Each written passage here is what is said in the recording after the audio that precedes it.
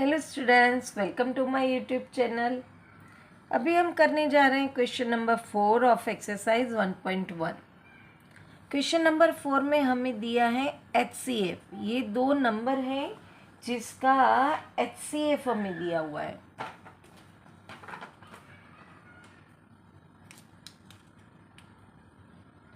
ये नंबर का हमें HCF दिया हुआ है जो है 9 और हमें LCM ढूंढना है और ये दो नंबर हमें दिए हुए हैं। तो हमारे पास ये फॉर्मूला है HCM into HCF equal to product of two number. तो हम आसानी से LCM तो हमें ढूंढना है, बाकी की वैल्यू पुट करेंगे। HCF हमारे पास 9 है और प्रोडक्ट ऑफ टू नंबर, तो ये दो नंबर है जो मैं यहाँ पे लिखूँगी। अब मुझे ये ढूंढना है तो ये यहाँ मल्टीप्लिकेशन के रिलेशन में है, इक्वल के सामने जाएगा तो डिवीज़न में आ जाएगा 9। तो इसको मैं यहाँ लिख के फिर कटिंग करूँगी। 6 + 3 9, तो ये भी 3 से डिविजिबल है, ये भी 3 3 ज़ा 9, 3 1 ज़ा 3, 3 2 ज़ा 6। अब यहाँ पे अगर मैं देखूँ तो ये भी वापस 3 से डिविजिबल है, 3 3 ज़ा 9, 1 बचा, 10 में से 9 गए, 1 बचा, 1 और 2 12, 3 4 ज़ा 12, तो हमारे पास बचा 34 मल्टीप्लाई बाय 657। अब इन दोनों का मल्टीप्लिकेशन हम करेंगे तो आंसर आएगा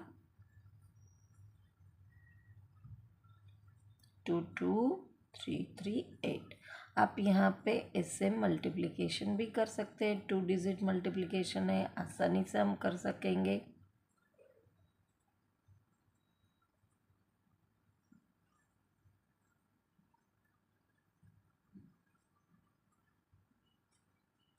इसको हम मिलाएंगे।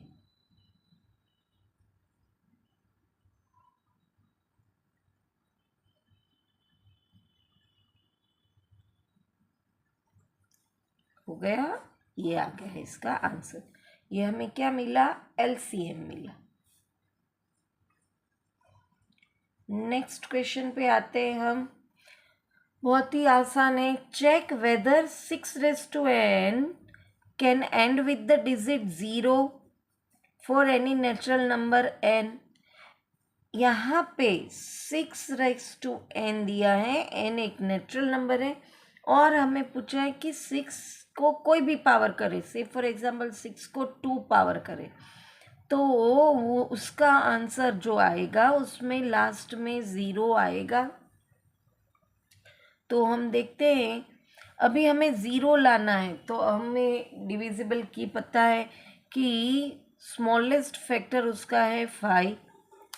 5 से वो डिविजिबल है तो 0 आ सकता है या फिर 10, तो 5 तो एटलीस्ट होना चाहिए। अब 6n है तो अगर हम इसके फैक्टर निकालते हैं तो 3 2 ज़ा 6, 3 और 2 आया, इसमें 5 आया नहीं, तो ये 6n can not and with the digit 0। तो उसके लिए हमें थोड़ी इन्फॉर्मेशन में उसका आंसर लिखना है, क्योंकि ये तो क्लियर हो गया है कि 6 के फैक्टर हैं, उसमें कहीं पे भी 5 नहीं आता, तो उसका पावर कोई भी लो हम, जो नेचुरल नंबर है, तो वो 0 आएगा नहीं। तो हम यहाँ पे लिख सकते हैं it can not and with 0 because it has not factor 5।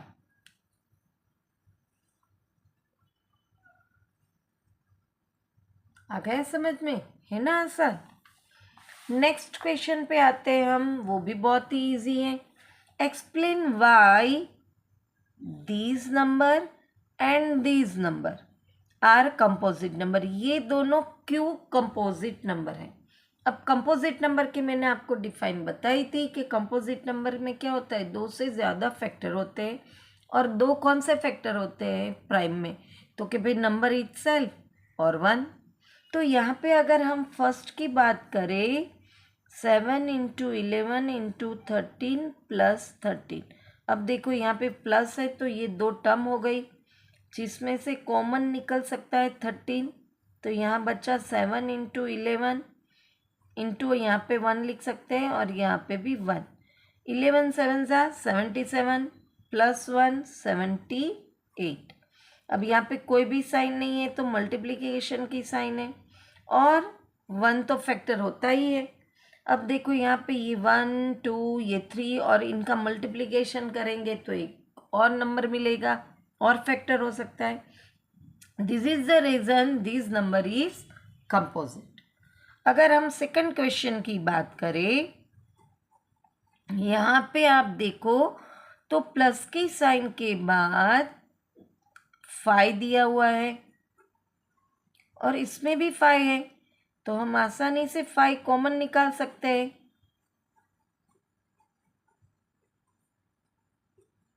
यहाँ पे 1 लिखे ना लिखे कोई फर्क पड़ता नहीं है, मल्टीप्लिकेशन में वही आएगा। 7 6 ज़ा 42, 4 3 ज़ा 12 और 2 1 ज़ा 2। मैं ये नंबर को छोटा बना रही हूँ ताकि हमें मल्टीप्लिकेशन में आसानी हो। 12 2 ज़ा 24 का 4 डाउन 2 कैरिंग, 12 4 ज़ा 48 49 50 इंटू 2 प्लस 1।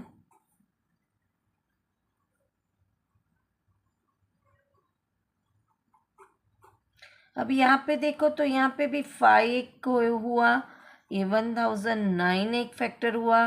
1 तो सबका फैक्टर रहता ही है, तो इसमें भी 2 से ज़्यादा फैक्टर है, तो ऑब्वियसली ये भी कंपोजिट नंबर है।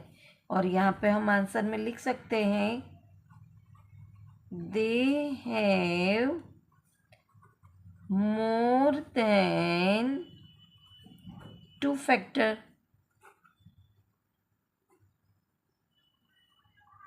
Hence, they are composite number.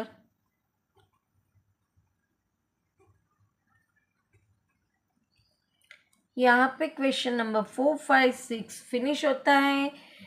आप 10th में हो, बोर्ड देनी है, ये क्वेश्चंस बहुत इंपॉर्टेंट है। क्वेश्चन नंबर 5 जो है वो तो एग्ज़ाम में लास्ट ईयर आ भी चुका है और आपकी टेक्स्ट बुक में बहुत कम सम्स दिए हुए हैं, तो आप हर एक एग्जाम्पल के सम्स भी सॉल्व करो और साथ में हो सके तो आर डी शर्मा या आर एस अग्रवाल भी सॉल्व करना है। वो उसमें यही तरह के ज़्यादा प्रैक्टिस के लिए सम दिए होते हैं। ये सम बहुत ही इजी है पर इसकी प्रैक्टिस करनी ज़रूरी है।